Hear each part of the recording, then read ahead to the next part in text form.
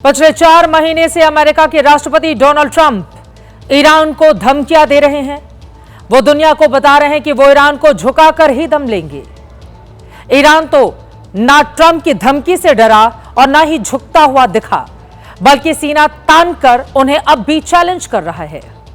लेकिन Donald Trump की body language और उनके एक्शन दूसरी कहानी बयां करते हैं। ट्रंप माने या ना माने, ईरान से उन्हें डर लग रहा है, वरना 50,000 फीट की ऊंचाई पर अभेद्य सुरक्षा में चलने वाले ट्रंप के तोते क्यों उड़ गए?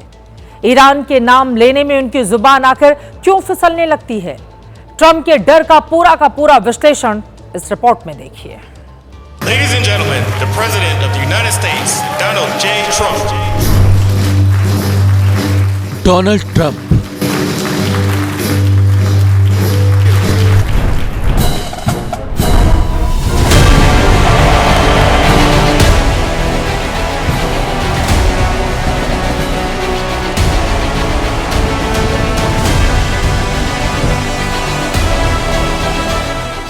दुनिया के सबसे ताकतवर शख्स,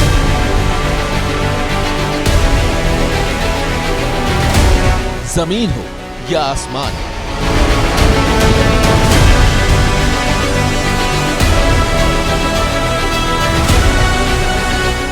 सुरक्षा ऐसी कि परिंदा भी पर ना मार सके।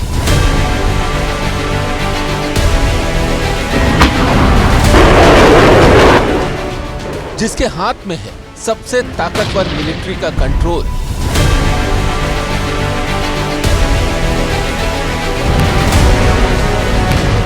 क्या डर उसे भी लगता है?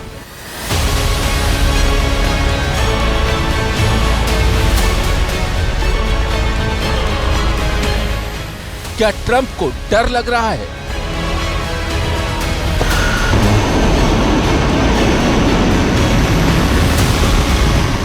डोनाल्ड ट्रंप को कौन डरा रहा है?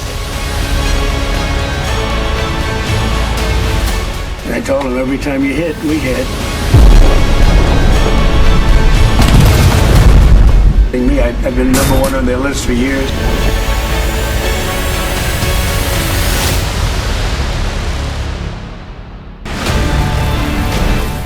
ट्रंप को सचमुच ये डर लग रहा है कि ईरानी उनकी जान ले सकते हैं। ऐसा हम नहीं कह रहे, बल्कि खुद ट्रंप की बॉडी लैंग्वेज, उनके बयान और उनकी सिक्योरिटी में लगी टीम के एक्शन ये बता रहे हैं। डोनाल्ड ट्रंप तुर्की में नाटो शिखर सम्मेलन में हिस्सा लेने के लिए अंकारा पहुंचे थे। ट्रंप के साथ कई अमेरिकी पत्रकार भी आए थे। जब इन पत्रकारों ने एयरफोर्स 1 में बोर्ड किया तो प्लेन के क्रू ने उन्हें खिड़कियों के पर्दे बंद रखने की हिदायत दी।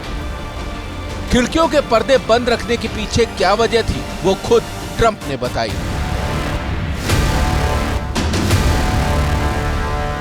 Why they had us close our window blinds? That was not usual. Well, yeah, because you're, probably on a dangerous flight because of the sleaze bags that we have to deal with. So you think that Iran was possibly thinking of targeting? Well, I mean, if they asked you to close your windows, probably they feel that way. They didn't ask me to close mine, but if they did, I would have done it. No, these are sick people. So I could see something like that. I didn't know they did that, but I could see something.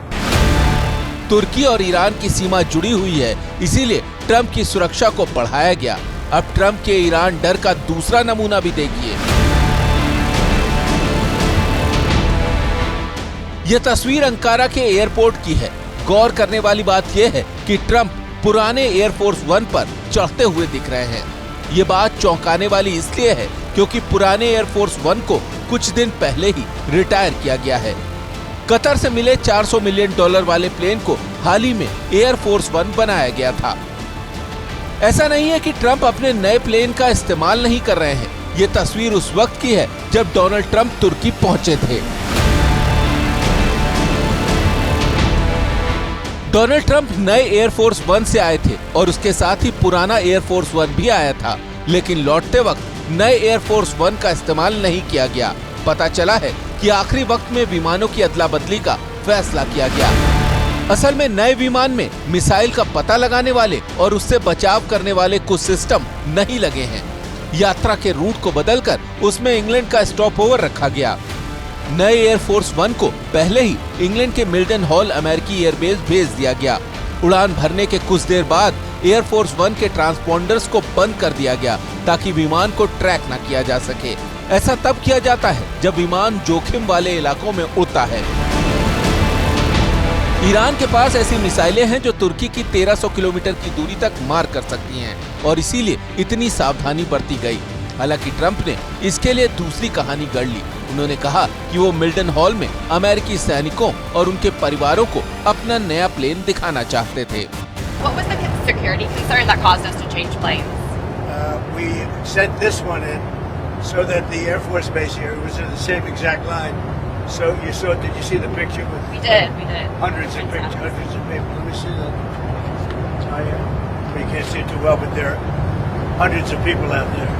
So they wanted to see, so they came a little bit early and we switched planes. England पहुंचकर Trump ने plane की फिर अदला बदली की और नए plane से वो वॉशिंगटन पहुंचे।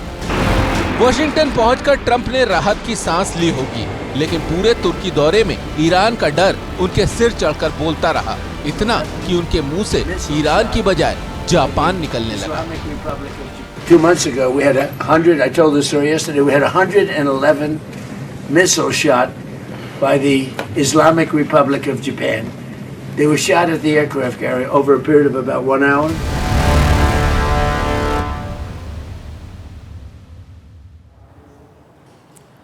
भले ही कोई इंसान कितना ही ताकतवर क्यों ना हो, डर तो सबको लगता है।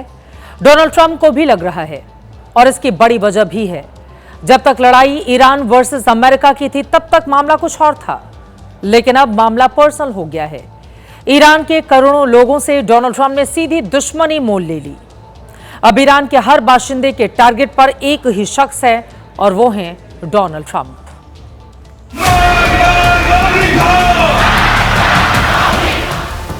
Down with USA.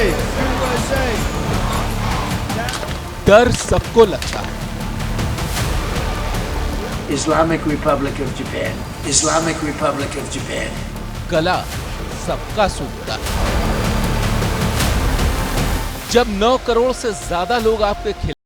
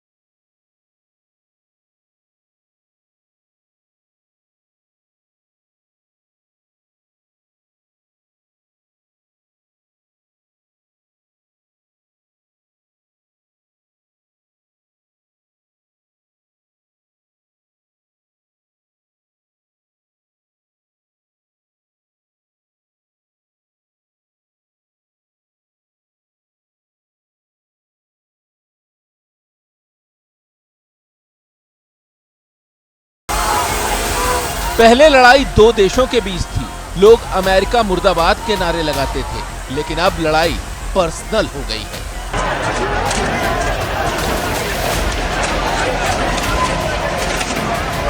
ट्रंप ने कैसे पूरे ईरान को दुश्मन बनाया, उसकी कई वजहें हैं। 28 फरवरी को अली खामनेई की अमेरिकी एयर स्ट्राइक में मौत हो गई।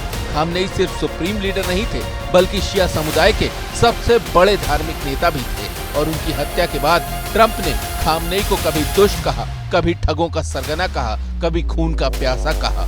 इतना ही नहीं, ट्रंप बार बार ईरान का मजाक उड़ाते रहे। Their leaders are all gone. The next set of leaders are all gone. And the next set of leaders are mostly gone. And now nobody wants to be a leader over there anymore.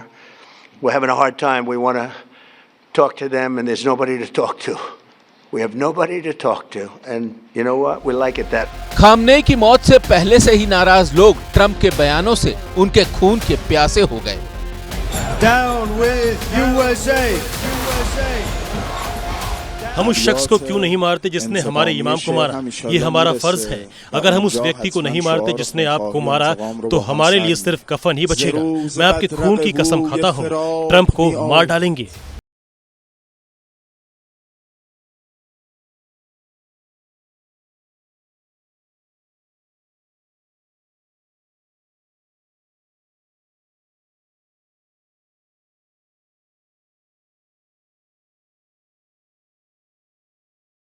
I don't think it's going to be us. I don't think it was us. There were a lot of missiles being fired at that time. Yeah, please. Trump भले ही ये न माने कि मिसाइलें उनकी थी, लेकिन Iran की सरकार ने पूरी दुनिया को वो सबूत दिखा दिए। बच्चियों की मौत से पूरे ईरान के लिए ट्रम्प सबसे बड़े विलन बन गए।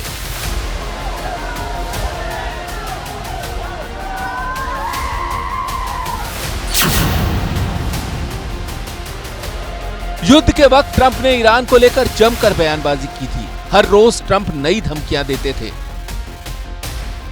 कभी ईरान को पाषाण युग में भेज दूंगा, कभी ईरान की सभ्यता खत्म कर दूंगा, कभी ईरान के ब्रिज पावर प्लांट उड़ा दूंगा। ट्रंप की धमकियों का ईरान की इस्लामिक सरकार पर तो असर नहीं हुआ और न ही युद्ध में ट्रंप को इसका कोई फायदा मिला, न ही ट्रंप अपनी धमकियों पर खरे उतरे। उल्टा ईरान की जनता ने ट्रंप से दुश्मनी ठानकर सिर पर कफन बांध लिया है।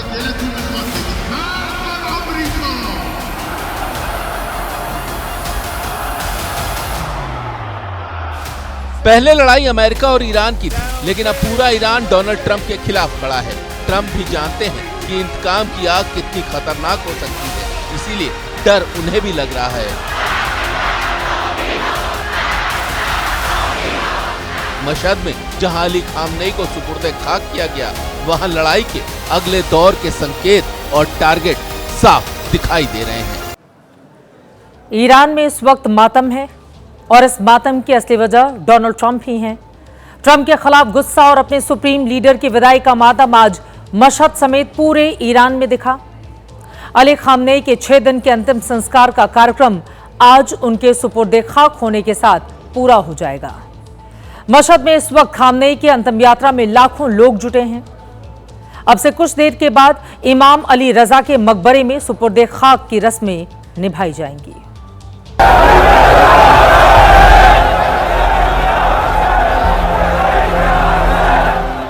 पूरा ईरान गमगीन है। अलविदा का वक्त आ गया। 37 साल से जिस लीडर की रहनुमाई में ईरान चलता रहा, जिसके आगे सजदा करता रहा, अब उसे आखिरी सलाम कहने का वक्त आ गया।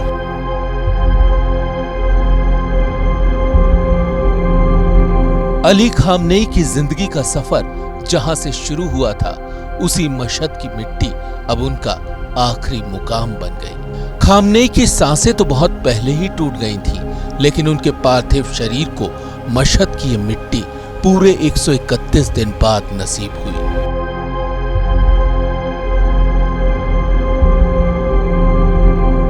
अली खामनेई की अंतिम यात्रा में भावनाओं का सैलाब उमड़ रहा था। जिन गलियों में, मोहल्लों में उनका बचपन बीता, वहां की दरो दीवार उनकी अंतिम यात्रा की गवाह बनी। मशहद का बच्चा बच्चा, बूढ़े, जवान, महिलाएं सब अपने आयतुल्लाह को अंतिम विदाई देने के लिए जमा हुए। आंखों में आंसू, दिल में गम, संभाले नहीं संभल रहा था।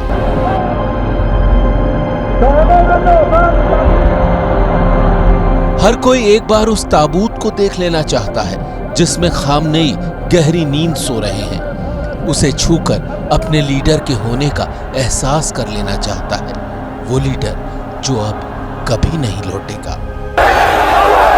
मशहद जहां इमाम अली रजा का मकबरा है, वो इमाम अली रजा जो अली खामनेई की जिंदगी का संबल भी थे, प्रेरणा भी। इसी मकबरे से अली खामनेई का मजहबी सफर शुरू हुआ था। अब यही उनका आखिरी ठिकाना बन गई। पिछले 6 दिन से ईरान और इराक से गम और मातम की ऐसी ही तस्वीरें देखने को मिल रही हैं। पहले तेहरान, फिर कोम, फिर इराक के नजफ और करबला के बाद अली खामनेई का अंतिम सफर मशहद में आकर खत्म हो गया।